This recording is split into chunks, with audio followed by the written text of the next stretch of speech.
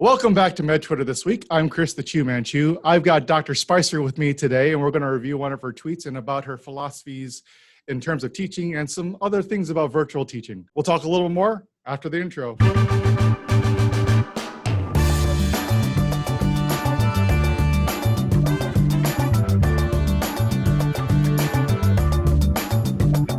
Welcome back. Now, I have a great tweet for you, and I have Dr. Spicer here to talk about it, so I'm going to read it first. So, have your virtual teaching sessions started to feel like death by PowerPoint? I know mine have. With crickets in the audience? Then read this Tutorial Tuesday MedEd Twag team thread on integrating interactive tech tools to your virtual teaching sessions. So, I have Dr. Spicer with me today. Welcome to the show. Thanks for having me. I am enjoying being here. Well, so you've been doing this Tutorial Tuesday. You've been going back and forth with Dr. Stetson. Is that right? Yeah. We've been trying to do a little bit of cross the coast teaching together. So before we dig into your tweet, which I really want to get some of your great pearls from this, how did this start? Like, were you guys talking about doing this back and forth, or has this been something on your radar? How did this start?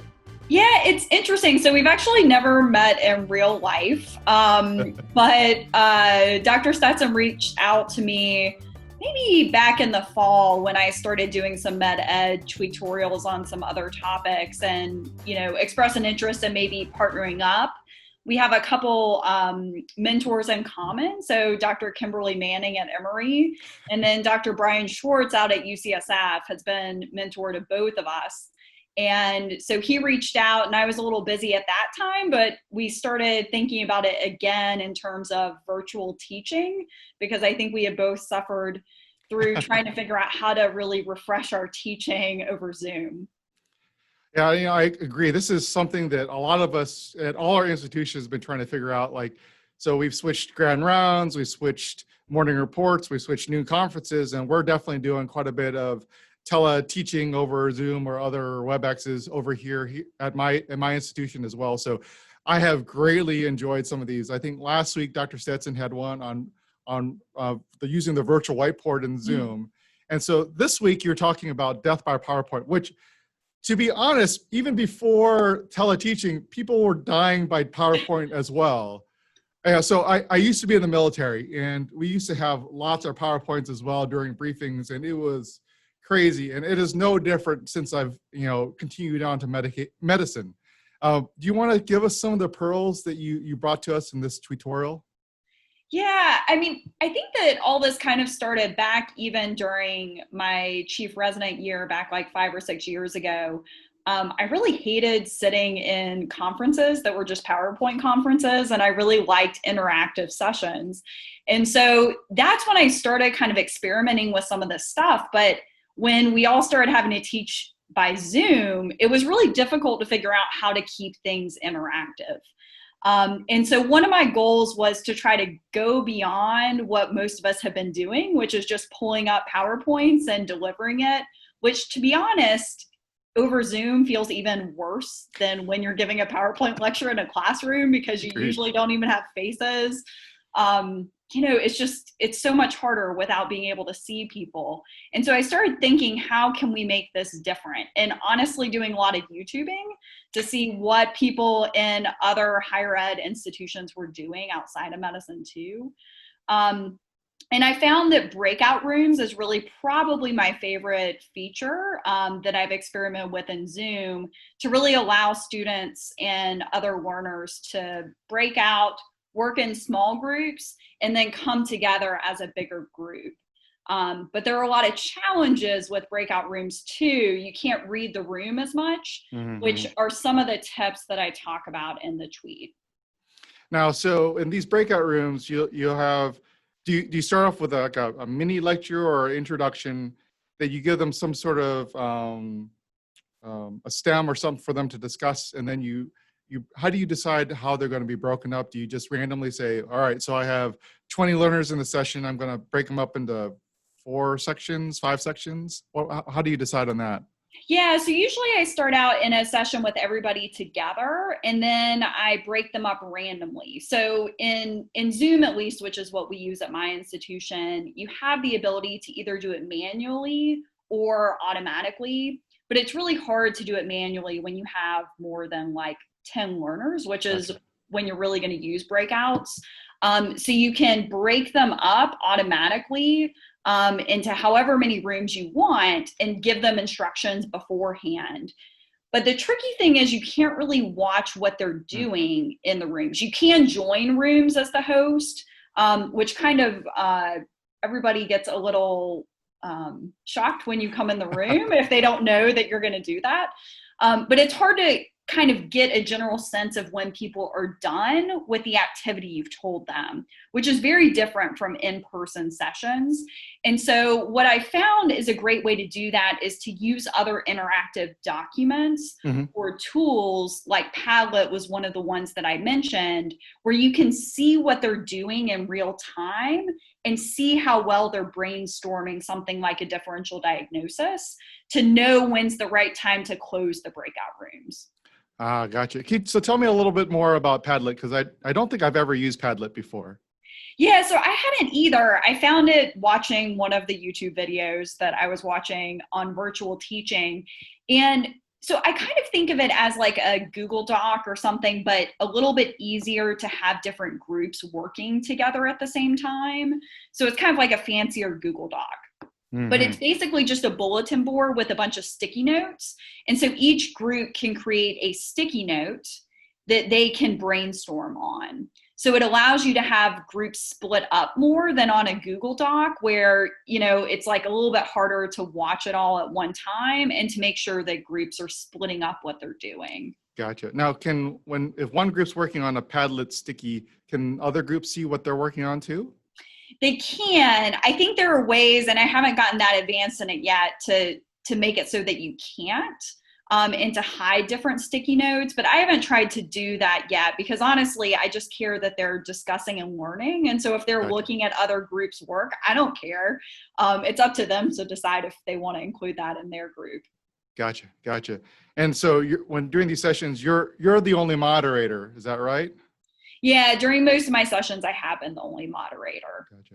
Yeah, because back when this COVID-19 first happened, I was in a class to learn about how to develop learning curriculums, and then so we couldn't finish the classes in person, and we ended up using Zoom, and that was my first experience with breakout rooms, and they had time limits on the breakout rooms, like they would count down, and you had so much time, but then they had because it was a larger class, we had multiple moderators that would say, pop in your breakout room, like, how are you doing? And then you come back together. I did find the whole thing a little jarring, I agree. But actually, I really like this idea of using Google Docs or this Padlet, which I've never looked at. I'm definitely going to try this because to be honest, another reason why I wanted to talk to you, because I have a lecture that I'm supposed to give this Friday. And so I wanted to see what else I can do, because I got to revamp, I never really liked using my PowerPoints.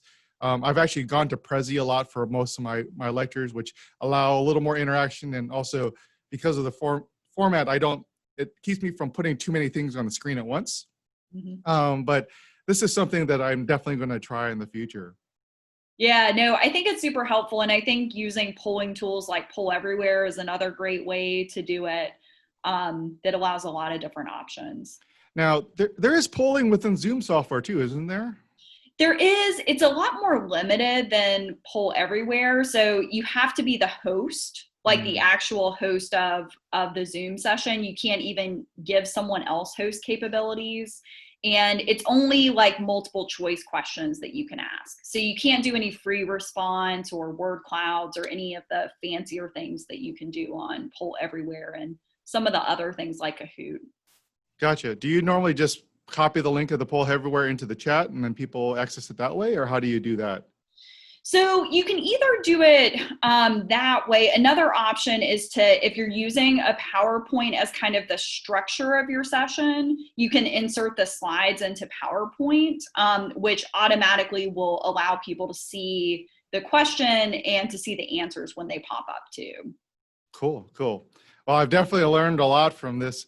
Are there any other small pearls you want to let us know before we sort of move on to some of my favorite tweets of the week?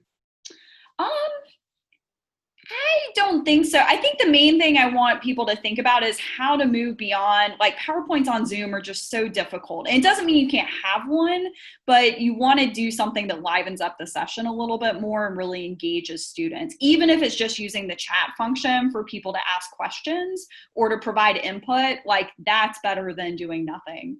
Oh, I completely agree. I think there is a lot of push to trying to, I mean, this is a unique situation, and this is a time for us to really engage our learners in a different way, and it's forcing us to learn how to engage learners in different ways. So I really appreciate all the work that you and Dr. Stetson have done. And so hopefully in the future, I'll be able to get Dr. Stetson on as well. Yeah. No, he's great to talk to. All right, so I'm going to bring some of our viewers some of my favorite, other favorite tweets of the week. So the first one would be from Dr. Avi Cooper, who I seem to talk about every other time I don't talk about Tony Brew. So Avi had a great one about Wilson's disease and Kaiser-Fleischer rings. I really encourage people to take a look at because there's also really cool pictures. I think one interesting thing that came out of it that I didn't realize was that actually as you chelate the copper in Wilson's disease, actually the Kaiser-Fleischer rings actually improve. And then there's also a correlation with some of the mental disease as well. So I think that's really interesting. And he goes all the way back in his history, all the way to the turn of the century in 1902, I believe. So I really encourage people to take a look at that. I'm sure at some point he'll talk about in the Curious Clinicians podcast that him and Tony and Hannah have. The next is from Eric Topol. He apparently had, I know he had a great conversation with Dr. Tony Fauci, which obviously I think everyone knows who Tony Fauci is, over on Medscape. I actually don't follow Medscape often, so having this surface on Twitter is another way for me to get information. So I really encourage people to take a look at that. So Dr. Matt Suba, I think I'm pronouncing his name, he had a publication that he announced in Twitter in ATS Scholar on the Zentensivist Manifesto, sort of the combination between being an intensivist and sort of the Zen philosophy and sort of how they almost seemingly are at odds with each other, but really trying to do a holistic care approach to the patient, and that being intensive, it doesn't mean you have to be intense at doing everything for the patient. And I thought that was a really great discussion. You should check out this ATS Scholar publication, and it's free for everyone to read.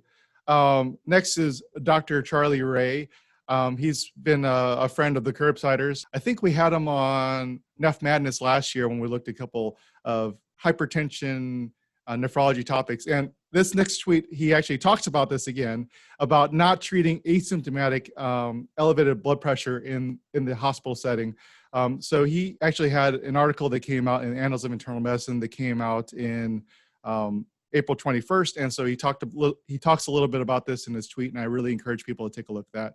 And lastly, this beautiful, beautiful video from Dr. Andre Mansour. I mean, this guy has just tons of videos, and you should check out, I don't know how to pronounce it correctly, but let's see, this way, is a video on Lancisi sign, which I think I'm pronouncing it right, but basically it's giant V waves because of tricuspid regurg. So this is amazing. I love looking at this stuff. This is what I consider like some of the best of med Twitter. So I encourage people to take a look at it. If you're listening on the podcast version, go over to the video or just look up or just follow Andre Mansour on Twitter and you'll get tons of his videos and pictures.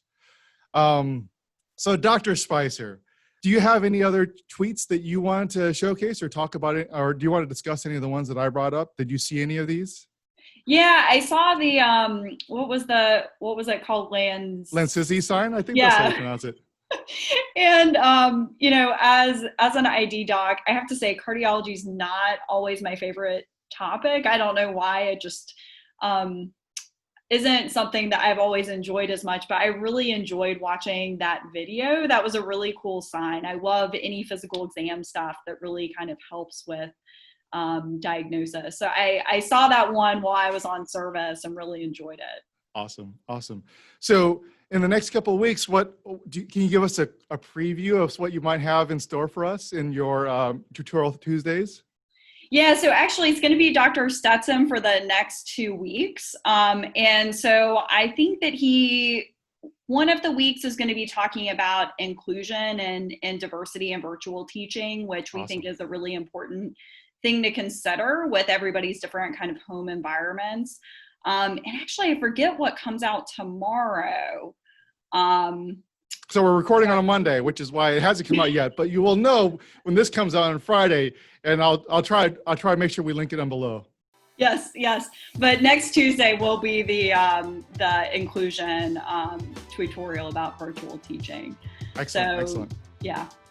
So maybe if I could probably get him on in the next 2 weeks, we could definitely discuss that. So, well, if you're in communications with him, let him know that he's going to get a DM coming to him. Okay. Yeah. I'll let him know. Well, thank you so much for spending your afternoon talking to me today. I really enjoyed following you on Twitter, and I'm really looking forward to what you have to come. Thank you, Dr. Chiu. It was great being with you, and I appreciate you having me on. Well, guys, thank you for following another week here on Med Twitter this week. Make sure you like, subscribe, follow everything that we have because, well, we're on multiple platforms: YouTube, Twitter, Periscope, podcast form on Apple Podcasts, Google Podcasts, and all the other in between. So thanks again. See you guys in the next one. Bye.